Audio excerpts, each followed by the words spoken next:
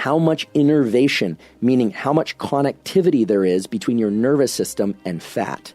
Today, we're going to talk about the fact that your body fat of various kinds, and there are several kinds of body fat, are actually innervated by neurons. Neurons connect to your body fat and can change the probability that that body fat will be burned or not. So your nervous system is the master controller of this process, and it plays a strong role in the calories out, the calories burned component. A core truth of metabolic science and also of neuroscience, calories in versus calories out, meaning how many calories you ingest versus how many calories you burn, is the fundamental and most important formula in this business of fat loss and weight management in general. There's simply no way around the fact that if you ingest far more calories than you burn, you're likely to gain weight. And a good portion of that weight is likely to be adipose tissue, fat. It's also true that if you ingest fewer calories than you burn, that you will lose weight, and that a significant portion of that will come from body fat.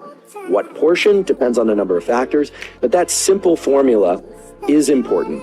Why people gain weight, why people get fat, and specifically how to reduce belly fat, which is something that I think a lot of people struggle with. We live in a time now where food is so plentiful and so easily accessible and so hyper palatable, and we're so inactive that obesity is a big issue. Obesity kills more people today than not having enough calories. It's an energy imbalance issue. So if we consume more energy than we burn, as measured by calories, then those calories or that energy it doesn't just evaporate, we store it, and we tend to store it as body fat. And the reason why our bodies store body fat is it's like an insurance mechanism, right? So that next time, if we don't have enough food, now we can feed off of our stores and survive. So we evolved to store body fat as a way to survive through famines or periods of time without any food.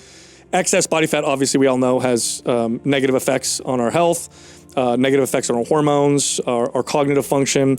We all know that. And so the goal now for most people is to reduce body fat.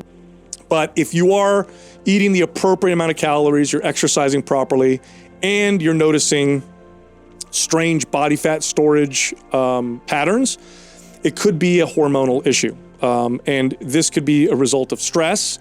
It could be a result of environmental factors, and it could be a result of possibly inflammatory type issues. Just the average person has been told to value exercise mainly by its calorie burn.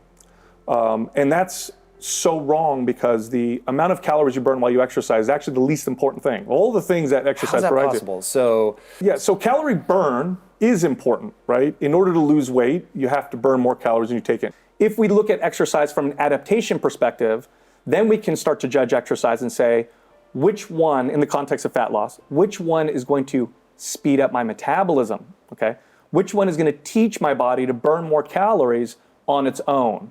Because that is a much more sustainable approach. I mean, if you're burning more calories, like right now, I'm sitting here talking to you, if my body's going to burn more calories because I've trained it to do so, that's far more effective than me going out and manually trying to burn calories with my workouts. Also, if you do the wrong kind of workout and pair it with calorie restriction, you can actually teach your body to do the opposite. You can actually teach your body to become more efficient with calories, aka you can slow your metabolism down, which in the long run makes things much more challenging. And we see this people do this all the time. So when I tell people go to the gym, I don't say, train your legs until they're tired, until they burn, or until you're shaking. I say, practice squatting, practice lunging, right? I don't say go get your shoulders hammered. I say practice the skill of the overhead press, practice the skill of a lateral raise or a bench press or a row. And over time, that produces better results because people treat it like a skill. They practice it rather than work out with it. And, I can't stress this enough.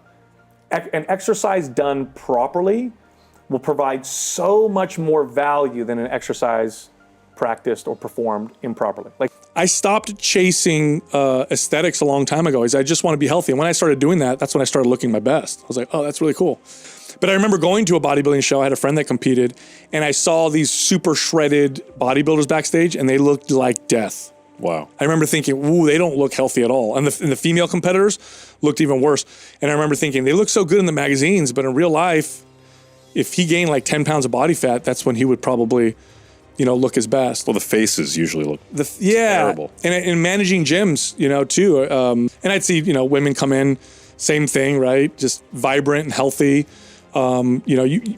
Sure, they wouldn't be pictured on a magazine, but in real life, they looked so attractive and so amazing in their 60s and 70s also. So yeah, we're not very fair to ourselves, I think, when we make those comparisons. What's the saying? Comparison is the thief of joy. Comparison is the thief of joy. Absolutely. Super, super true. Super true. Couldn't be more true. Oftentimes we sacrifice all the other stuff in pursuit of the look. And the irony is this, aesthetics, you can achieve a certain level of aesthetics with unhealthy practices, but eventually your health will suffer and so will your aesthetics. But at some point your health is going to suffer and then there goes your aesthetics. Or you can go after health, try to be healthy, mobile, feel good, good sleep, all the things we talked about. The side effect looks the way you want. Now you look healthy. What looks good in a picture often doesn't look good in real life. Many people ask, what is best for weight loss? Exercise or the food we eat? I should say both, but they have different roles. So you might have experienced that you may exercise a lot and you don't see a ton of weight loss. It's because actually there are new studies that show for exercise to be a weight loss tool, it has to be intense and it has to be more than 60 to 90 minutes a day. And that's not very practical for a lot of people. So don't think of your exercise as the calorie burner. It's still essential. But what actually drives the weight loss is the amount of calories that we eat, the type of calories we eat, and also how we eat it and when we eat it. So you want to create healthy habits around your diet. And so prioritizing foods that are hyper satiating, hypo-palatable, that's going to get you there. That's going to get you there, and it's going to help you manage the calorie situation.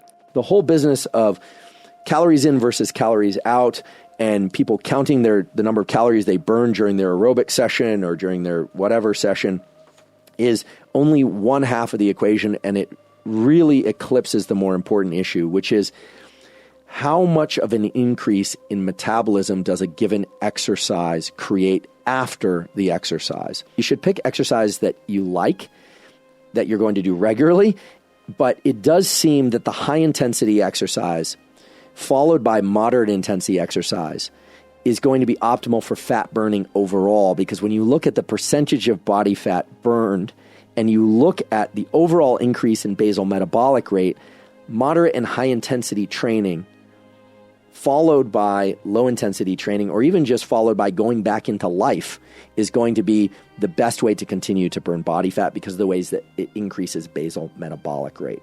I love in the book how you talk about that exercise is really about exercising the mind even more than it is about exercising the body. I think that's so astute, and I think that people really miss that a lot. And going back to the notion of earning credibility with yourself, what does that process look like? Yeah. Once you understand your physiology and your physical response to just the seeing of food, you can begin to navigate and control those urges a little bit more.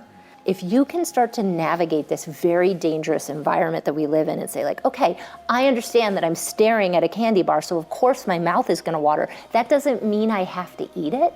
And I think establishing integrity with self goes back to that baby steps principle, right? I think really saying, okay, I wanna establish, I'm going to exercise more this year.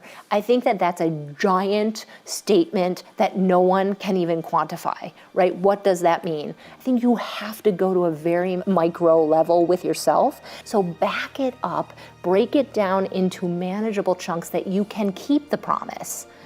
So everyone really has different patterns and styles in which their body becomes feeling safe enough to let go of some weight.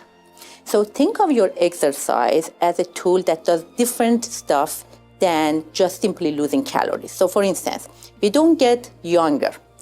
So our flexibility goes down, and that will decrease our mobility down the road. Exercise maintains our flexibility and thus our basic metabolism. It is a mood enhancer. So for instance, you will have your own drug factory when you are on exercise. Studies have shown that exercise increases or adrenaline. Think of exercise as a mood enhancer, makes you high, and also increases your energy level, increases your flexibility, and yes, contributes some to the calories too.